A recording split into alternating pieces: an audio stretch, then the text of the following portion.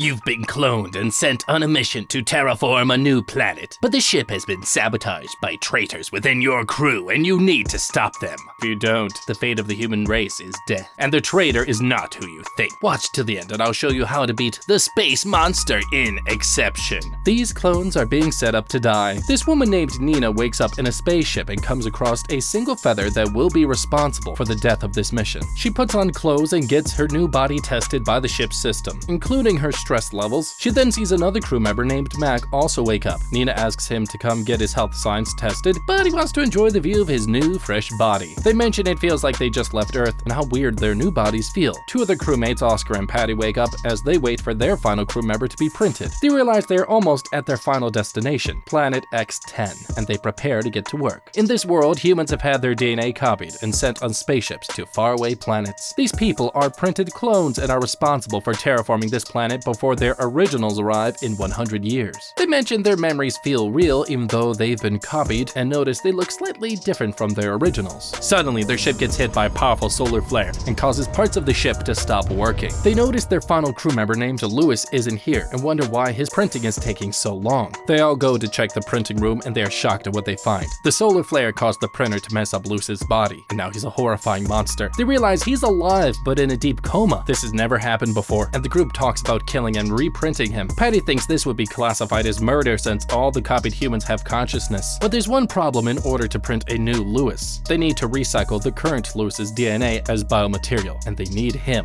for the next part of the mission. Nina says they can grow more biomaterial instead, but it will take some time, which might delay their schedule. By law, they all have to agree to kill a crew member, and Patty gets pressured to agree. Later, Nina watches a video recorded by her original before she went into deep cryo sleep and is gifted the original Nina's doll from Earth, saying they'll meet each other in 100 years. Clone Nina knows she is being reminded that even though she is a copy, she is still human. She goes to prepare Lewis's body, about to put him to sleep, but suddenly Lewis wakes up and crushes Nina's arm. She quickly injects him before being thrown around and getting her face crushed in. Okay, while it might seem like we're screwed, there are two simple moves that we could use to take this monster out easily. This monster's low brain activity for starters wasn't a guarantee that he was harmless. They should have known that there was a possibility, as long as the brain is active, that it was in a hibernating or sleeping state, capable of sudden reactivation. Many organisms, especially dangerous ones, have evolved survival mechanisms that allow them to react violently when they perceive a threat, even with minimal brain function. And even if this didn't happen, some creatures in general here have reflexive or automatic responses that activate independently of higher brain functions. This means that even if the monster was not moving, anyone interacting with it could have triggered a base reaction that the monster itself wouldn't have even been in control of. And because the solar flare made a half-human, half-unknown monster, I would have assumed the worst and taken way more precautions off the bat and tied this guy up regardless of brain activity. Screwing up from the beginning aside, this group still has time to not mess up even more, because the creature here is within the medical bay, a naturally secure sealed room that prevents the leakage of airborne diseases as a natural safety precaution, and the fact that it's already proven to us that it's violent AF, I would not enter at all and safely assess the situation from the outside. It's noted that this is a futuristic medical bay in a spaceship. This means if I was them, I would try to utilize two moves to take him out, one involving the ship's air vent leading into the medical bay, by seeing if we can release a potent sedative through the vents to incapacitate the creature, and we could even use a dose 20 times higher than the recommended since we don't know what this thing can handle, and we're gonna kill him anyways, so why not go for it? The second way would be by seeing if we can depressurize the room, which is when the pressure of the room gets lower within a closed space, like in an aircraft. However, severe depressurization can lead to incapacitation of a person, even something as nasty known as barotrauma, which is when the body is unable to equalize internal space, such as the middle of the ear or the gastrointestinal tract, which even could cause a burst lung. The point is, the humans here literally are winning, and they just need to not act like idiots. They have the tools, and they're not using them. Unbelievable. Lewis gets past the others and out into the ship, leaving behind one dead Nina clone. The gang pay their respects and carry her back to the 3D printing room, known as the womb, placing her inside the liquid as it recycles her body to print a second Nina clone. The ship won't let them print weapons, so Mac creates this low-key shiv and goes to chase Lewis down. Later, the second Nina is born, but without any memories from what just happened, and is basically a whole different person. She gets filled in on what happened, and they finally reach their new planet and park nearby, while Mac radios the team that he's tracking the ship's sensors and thinks he's found Lewis, but spots this horrifying thing instead, asking them for help. They can tell it's Lewis's blood. Patty demands they must only capture Lewis since it's clear he understands language. Mac is skeptical, but Oscar agrees. Everyone goes to check Lewis's scans before he woke up to check if he's really human. Patty tells them the womb starts printing bodies from the center of the brain and central nervous system and grows outward. Lewis's scans reveal his brain brain center is human, but not the outer part, confusing the gang even more on what to do. They try to go back to their jobs, but Mac calls them again shortly after to the dining hall because it's been trashed. Checking the cameras, they spot Lewis and realize since his DNA is registered on the ship security doesn't think he's an intruder, and they won't be able to monitor the cameras by themselves 24/7. Worried about food supply, everyone moves all the rations to the ship's command center, where they'll be able to protect it from Lewis. Nina thinks that Lewis has been acting only part animal in his behavior, which means he might be switching between his human self and an animal. Mac asks Nina a final time if she thinks he can help them terraform the new planet, but she says no, sealing Lewis's fate as Mac prepares to take him down. Patty tries to interfere that Lewis is still human, but Nina tells her Lewis is still dangerous, and as a doctor, her priority is the lives of everyone here. Patty is about to give her vote when they get alerted again that Lewis is headed straight for them. The front door suddenly starts getting torn apart, and Lewis manages to open the doors, shocking the crew as they hide, watching this creature go for the food boxes. But Mac decides to challenge him as the two duel. Mac manages to stab him, but it doesn't do crap, and he gets knocked out as Lewis goes back to eating the crew's precious food while they helplessly watch. Later, Mac wakes up and gets told Lewis left when he finished the food. This time, he's pissed off and tells Patty that since Lewis is part animal and is going crazy on the ship, according to law, he's a public danger, and Mac is allowed to kill him without everyone's consent. He moves the remaining food to the loading dock to set up the final trap. Meanwhile, Patty gets checked up on by Nina, but tells her she finally realizes Lewis is unsafe and agrees to help the group stop him. Nina then remembers her stuffed toy from Earth and wonders if Lewis's original copy left the clone something for him too. They can't get into Lewis's personal locker, so they check what baggage he brought on through the ship's logs. Finding this butterfly necklace, they print it out and plan to remind him he's still human. Meanwhile, Lewis falls into Mac's trap, going to eat this food. Mac cuts the oxygen to the room, trapping Lewis in there, while he comes in a spacesuit and tries to crush him with these boxes. Mac is about to finish Lewis off when he bursts in front of him and is about to break through his oxygen suit. Patty sees this on the cameras and rushes in to save him. While Nina sends oxygen back into the room, Patty calls out to Lewis and shows him a copy of his butterfly necklace. Triggering his human memories of his wife, he whispers the word Kate and escapes. Later, the gang prepares to finally get back to their day job, dropping robots to scan the new planet and discover water in the atmosphere. A few hours later, Nina informs the group that she's been printing new biomaterial and can now create a new Lewis without needing to kill the old one, and it will finish sooner than they think. But Max still thinks the monster is dangerous and offers to go chase him, with Oscar following on. But they come across another sign by Lewis saying he wants to live. They change approaches and begin tracking him through the ship's camera, seeing he's now wearing what looks like clothing and is avoiding the cameras, wondering what he's up to, while Nina announces she's about to print the new Lewis. These three soon meet back up in the control room and talk about how they'll terraform the planet. Max suggests they launch their special RA bomb to evaporate the planet's ice caps, which would generate greenhouse gases and kickstart the planet's environment. And since it's a clean bomb, there'd be no damage. But Nina says they should wait for Oscar's vote. Oscar in the meantime is gone to fix some pipes, but accidentally falls through the tunnel and injures his leg, causing him to pass out. He soon wakes up and realizes he's been treated by Lewis. His radio broken and helpless. He thinks Lewis will kill him, but Lewis starts talking in broken English, saying he wants to negotiate, and Oscar feels bad and tells him to use this messaging phone to speak instead, and tells Lewis that he can now tell he is still human and agrees to negotiate on his behalf with the group. Lewis helps him to the lifts as he heads back to the group and is about to reveal where he was when the latest printed Lewis shows up. He's just been printed and has been caught up to speed on the situation, causing Oscar to keep his mouth shut and not tell anyone. He gets treated by Nina but overhears the human Lewis tell her that they should kill the monster Lewis, and he might have some thoughts on where he might be, since they are kind of the same person. After Oscar goes back to update monster Lewis that he's still negotiating and hands him a phone so they can text 24/7. Back with the group, they discuss the plan to begin terraforming the planet and let nature take over before they go back to cryo sleep. Lewis asks Mac to check on the status of the cryo sleep chambers because he knows what monster Lewis is thinking and can tell he tried to sneak back into the cryopods. Once anyone is inside, they will be put to sleep and remain safe for another 100 years, but it's likely monster Lewis was too big to fit inside or he would have been here already and will more than likely try and build his own cocoon. Oscar secretly updates monster Lewis about all of this, but he says he needs a cooling core to create his own cocoon. He can't take the ones from the cryo chambers since the others need them, but Oscar says he knows where they can get a spare. They both meet up and head to storage area D. The two need 2 people to open it, so Oscar says he'll pretend to be monster Lewis's hostage so they can access the door together in front of the cameras. Monster Lewis pretends to knock him out and make him open the door, alerting the others as they rush to the scene. He quickly gets the job done and escapes right as Nina's group arrives. Seeing Oscar knocked out, Mac tries to chase after him but instantly fails. Checking the storage area, they find out monster Lewis didn't take a cooling core, but took the ship's terraforming bomb. Without this, the gang won't be able to explode the planet's ice caps, and now their fate is in monster Lewis's hands. Oscar then feels so bad for being used that he instantly confesses to what he's been up to, pissing off Mac, while human Lewis tells him that's exactly what he would have done, and what he should have seen coming. Without the bomb to create carbon dioxide on the planet, they decide to use a new method, and will focus on planting using a giant beanstalk to para-terraform the planet instead. Oscar then shows Human Lewis where he met the monster the first time, and they look for him around the area, but Human Lewis finds a phone left by the monster that sends him a message saying not to move or Nina is dead. Monster Lewis tells him that he didn't steal the RA bomb, and if Human Lewis doesn't say anything, he'll reveal where he is hiding. Human Lewis agrees and heads back to the group, not saying anything, but later receives texts from Monster Lewis about what really happened. Apparently, when he went inside, he saw the bomb was already gone, and tells Human Lewis there's a traitor on board. Lewis checks the camera the day Monster Lewis knocked out Oscar, but only sees him covered in a blanket, which could be hiding something, but he doesn't know for sure.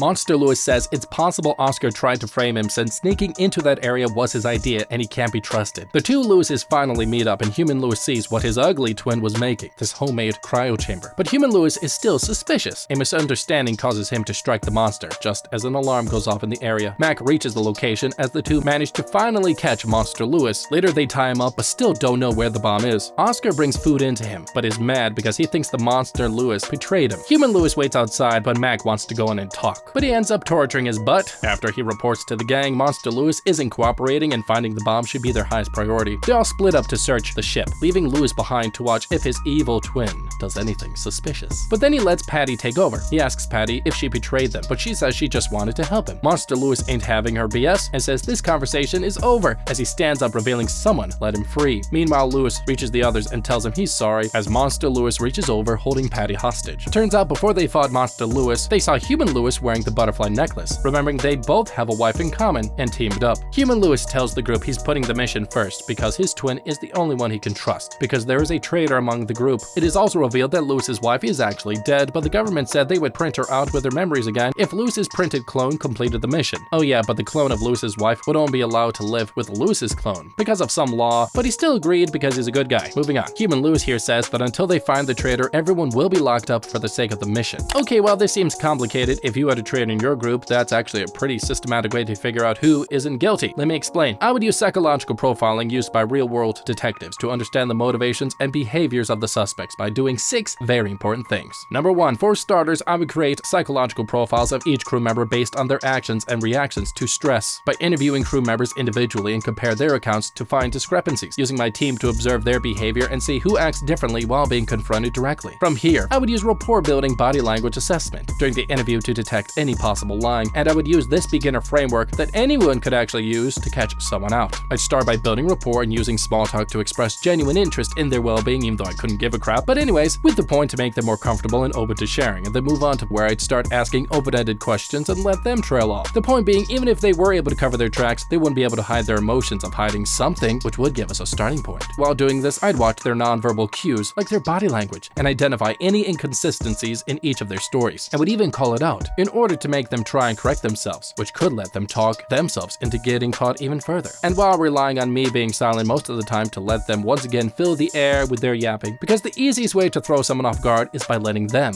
do all the talking. Of course, this wouldn't solve everything, but it could very clearly help them set up to quickly figure out who is likely not guilty or at least not as suspicious. Because locking everyone in a room to let them talk it out and plan against us is literally the worst thing that anyone could ever do. Lewis and his monster bro decide where to start terraforming, land the transformer, but realize they need everyone's bio-authentication and the atmospheric engineer's passcode, forcing Human Lewis to figure out this problem, while Monster Lewis continues to look for the RA bomb. Meanwhile, the others stuck in this room think Monster Lewis is manipulating their Human Lewis. Patty then whispers to them there's a camera on the ceiling, but she knows a way out. Patty turns on the room's weather simulator so the cameras can't see or hear them and tells them her plan. There are air ducts leading them from here to her lab, and tells Mac he can sneak out and stop the Lewises while the others cover for him in the meantime. Back in the command room, Human Lewis discovers that the ship's security footage for the whole journey has been wiped clean and now only goes back 15 minutes before the solar flare event happened. He now thinks the solar flare was a coincidence and the bomb was actually stolen before the flare happened. He updates Monster Lewis and wonders if the RA bomb is hidden in one of the drones since it could then be detonated anywhere. They plan to order the other drones to scan each other with their sensors, but notice some of the drones are now rejecting their commands, either because they are malfunctioning or they are carrying the bomb.